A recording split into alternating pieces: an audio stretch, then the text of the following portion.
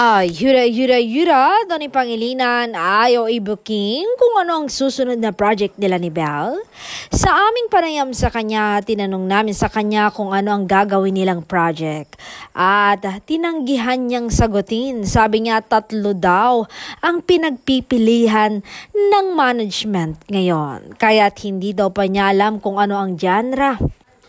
Pero tiyak niya daw na papakiligin daw nila ulit ang Bubblies sa buong mundo.